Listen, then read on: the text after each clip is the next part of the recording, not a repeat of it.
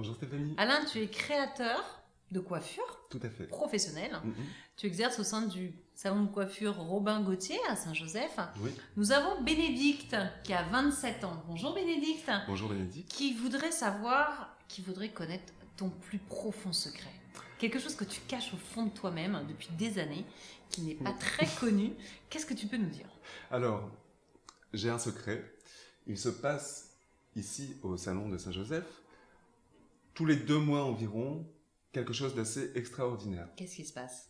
Le salon se transforme en studio photo. Notre but, en fait, c'est de faire sortir le salon du salon et de donner du rêve aux gens. De créer un univers. Voilà, créer complètement un univers. Ça va partir de la coiffure, le maquillage, la tenue. On crée vraiment quelque chose d'exceptionnel. Pas pour en mettre plein la vue aux gens, mais simplement pour leur donner du rêve.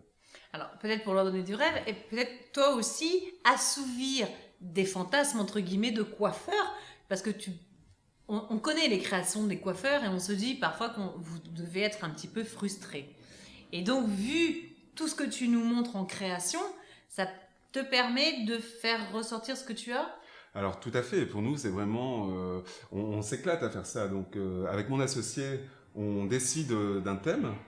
Ça peut être par rapport à un film qu'on a vu ou une envie tout simplement, quelque chose qu'on aime. Et autour de ce thème, on va créer un personnage. Alors, le dernier thème que Alain a mis en place, c'était quoi? C'était l'Empire du Milieu. Ah voilà, l'Empire du Milieu. Donc tu as créé la coiffure, les vêtements. Raconte-nous un petit peu comment ça s'est passé. On a vraiment tout créé de A à Z. Ça a commencé par le choix des vêtements. On a passé commande en Chine, puisqu'on voulait vraiment des tenues traditionnelles d'impératrice. Et ensuite, autour de cette tenue, on a construit 2 coiffures différentes, puisqu'on avait 2 modèles sur ce shooting. 2 coiffures différentes. Le travail de conception des coiffures, ça a été vraiment un gros travail en amont. J'imagine qu'il y a des heures de bricolage. Oui, c'est exactement ça, c'est du bricolage. D'ailleurs, un petit secret pour les dernières coiffures, la base de la coiffure, on a utilisé du grillage à poules. Bonjour Yves. Bonjour Stéphanie. Yves, nous avons Lydie qui a 23 ans, Oui. qui nous pose la question à savoir pourquoi est-ce qu'elle lâcherait son programme de beauté habituel, dans lequel elle se sent très bien, et pourquoi elle passerait au concept chocolat-thérapie. Alors, ce qui serait intéressant de voir, c'est d'abord de faire connaissance avec quelques actifs propres au cacao qu'elle ne trouvera nulle part ailleurs. Ce sont des matières très puissantes, naturelles, donc ce sont des mots un peu barbares mais qu'il faut retenir, qu'on connaît parfois déjà, comme le tanin, le fameux tanin. Qui est Comme dans le vin. Exactement. Le tanin de la vigne, mais aussi le tanin du cacao. Et alors Dame Nature a bien fait les choses pour chocolat-thérapie. Il y a 50 fois plus de tanin dans le cacao que dans le vin. C'est une matière du coup dont on tire le meilleur bénéfice. Le tanin a une action antioxydante. Donc contre le vieillissement naturel de la peau, il va créer une sorte de bouclier. Ah. Donc premier élément, la qualité du tanin de cacao qui est unique au monde est déjà un élément intéressant et suffisant pour essayer autre chose. Alors, on dit souvent que lorsqu'on mange un carré de chocolat, c'est bon pour le moral, c'est un antidépresseur. Qu'est-ce que ça va leur apporter en plus? Alors, l'aspect intéressant tient à la recherche même du concept chocolat-thérapie. Il va y avoir un effet de première intention qui est un effet cosmétique, c'est bien la moindre des choses. On va avoir un masque par exemple sur la peau, on en attend qu'il éclaircisse le teint, qu'il donne bonne mine, qu'il redéfinisse les contours du visage et qu'il lutte si possible aussi contre le vieillissement. Donc en fait, elles vont avoir un effet visuel. Ça va être très visuel dans un premier effet. Très bien. Puis nous allons avoir un double détente, avec un effet en profondeur qui se révèle dans les cures par exemple. On va voir très nettement la sensation et le visuel d'une peau nettement améliorée. Sur le plan des petites craquelures, des petits défauts de peau, de l'éclaircissement des taches par exemple. D'accord. Et enfin, troisième, parce que je disais double détente, mais je ne dis pas les choses complètement, il y a une troisième détente, qui est une particularité du concept, qui est l'effet psychoactif. Alors qu'est-ce que c'est psychoactif? C'est pas de la magie farfelue, c'est tout simplement de l'aromathérapie. Ah oui. Dans le masque divin par exemple, nous avons une fraction d'huile essentielle, plus des éléments volatiles du cacao, des molécules, qui vont venir ici passer par le canal nasal et bombarder très gentiment le cerveau et libérer ce qu'on appelle les endorphines. Il y a 3 molécules propres au cacao, qui sont la sérotonine, la phényléthylamine et la dopamine, oui. qui sont d'ailleurs isolées comme ce qu'on appelle les molécules de l'amour par la science. C'est-à-dire ces molécules qui vous aident à vous décupler, on a le sentiment de pouvoir pousser des montagnes. Et quand on les a en aromathérapie, ce qui est le cas pendant 20 minutes de pause par exemple, quand vous descendez du lit du soin, vous êtes à la fois très serein et vous vous sentez une énergie de lion.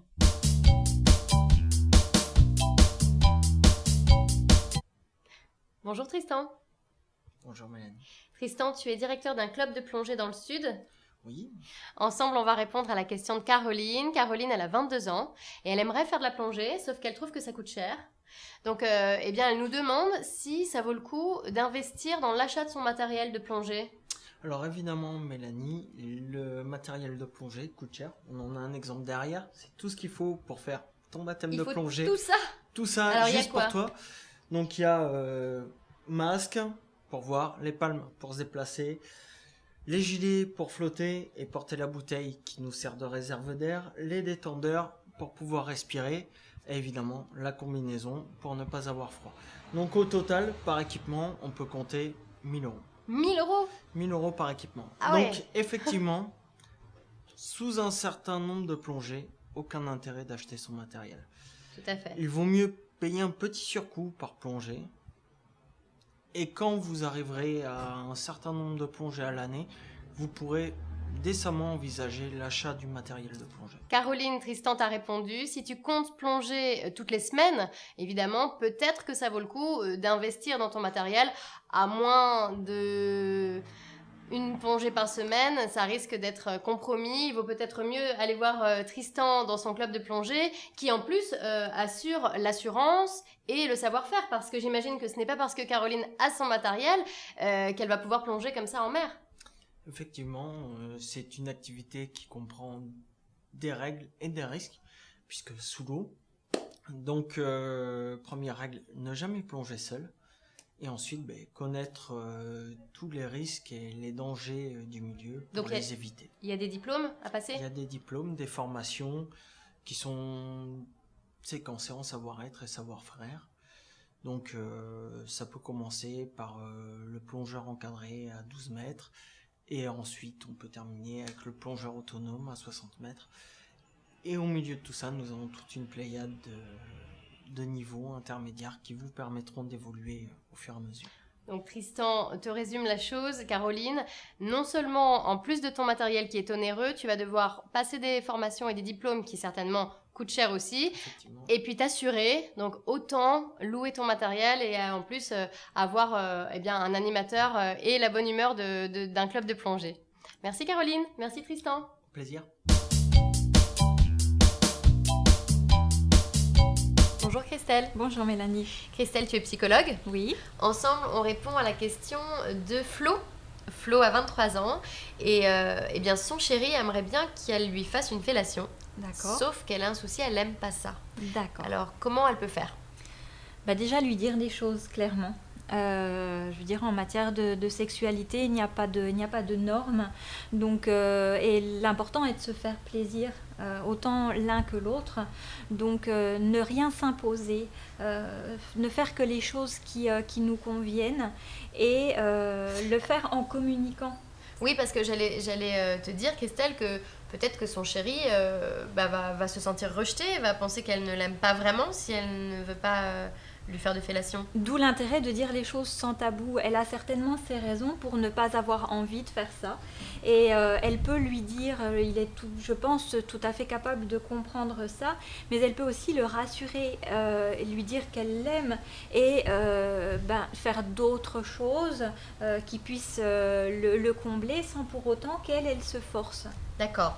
Donc en fait, il ne faut pas qu'elle se force. Oui. Ça, c'est un principe de base. Oui. En revanche, communiquer pour rassurer son chéri sur le fait que ça n'enlève en rien ses sentiments et qu'elle va peut-être pouvoir lui démontrer autrement et par d'autres manières dans l'acte sexuel. Oui. En revanche, est-ce qu'ils peuvent trouver un terrain d'entente? Parce que peut-être que si elle lui explique, si elle lui explique le pourquoi du comment, qu'est-ce qu'elle n'aime pas, pourquoi elle ne l'aime pas, peut-être que son chéri va pouvoir pallier le problème, faire un pas vers elle, et finalement ils vont peut-être trouver un terrain d'entente, y aller par palier. Voilà, c'est pour ça qu'il est très important et très intéressant de dire les choses, de ne rien cacher, parce que finalement l'autre est capable d'entendre et de proposer des solutions, de proposer des alternatives, de voir les choses différemment, de proposer des jeux qui rendent certains actes agréables. C'est ça, c'est voilà. que parfois on se fait une montagne, on se met des barrières psychologiques, Oui. et finalement, eh bien, par amour, dans le jeu, en détournant un petit peu la chose, on se rend compte qu'on peut prendre du plaisir et que ça peut devenir très agréable. Voilà, l'important étant de le faire dans le respect. Bonjour Manon. Bonjour Stéphanie. Bonjour les filles. Nous avons Geneviève aujourd'hui qui a 45 ans, Manon, qui... Alors, comment pourrais-je exprimer sa question? En fait, c'est une femme qui est très féminine, qui sort beaucoup, qui aime la vie, qui a envie d'avoir un maquillage glamour. Comment est-ce qu'on peut faire pour avoir un maquillage glamour, Manon? Alors, un maquillage glamour, déjà, il faut vraiment avoir la définition de ce que c'est que glamour. Donc, glamour, on peut se rapporter, par exemple, au personnage de Marilyn Monroe, que tout le monde connaît, donc une personne qui dégage vraiment, énormément. Une féminité, voilà. Donc, et pourtant, au niveau de maquillage, elle est plutôt discrète. C'est vraiment un trait d'eyeliner, une jolie bouche et surtout la petite mouche. Et c'est vrai que, du coup, ça fait vraiment très sexy. Et voilà le glamour. En glamour, il y a aussi Brigitte Bardot qu'on peut citer. C'est l'égérie de toutes les femmes, Brigitte Bardot. Donc, voilà 2 exemples vraiment de ce que peut être le glamour. Donc, glamour, ne pas tomber dans le vulgaire. Donc, la limite est proche. La limite est très proche. Donc comment l'éviter, Manon? Au niveau de votre visage, il faut savoir qu'un maquillage peut pas être vraiment parfait. Vous êtes toujours asymétrique. Donc, il faut pas mettre en valeur tout votre visage. Il faut vraiment choisir une zone qui est la plus jolie sur vous, je vais dire. C'est pas très joliment dit, mais voilà. Donc, si vous avez des magnifiques yeux, vous allez mettre vos yeux en valeur. Si vous avez une bouche qui est superbement dessinée, vous allez mettre une bouche en valeur avec les tons rouges, qui est plutôt glamour, et un mascara pour allonger les cils et agrandir le regard. Au niveau du maquillage, vous pouvez rajouter donc la petite mouche et éventuellement un strass dans le coin de l'œil. Pour faire pétiller le regard. Faire pétiller le regard. Et donc, si vous avez des yeux magnifiques, vous allez les mettre en valeur grâce à un smoky. Donc, des yeux de velours en charbonneux, donc dans les tons noirs. Donc, pareil, savoir le faire parce que si c'est mal fait, c'est pas joli. Il faut pas être fatigué non plus. On en reparlera dans un prochain épisode. Et voilà. Donc, vraiment cibler vraiment ce qu'on a de plus joli et vraiment le mettre en valeur. Et c'est comme ça qu'on ne tombe pas dans le vulgaire et qu'on reste glamour et sexy. Alors, si je résume, c'est cibler la partie du visage à mettre en valeur, c'est ça? Tout à fait. Donc, soit les yeux, soit les lèvres.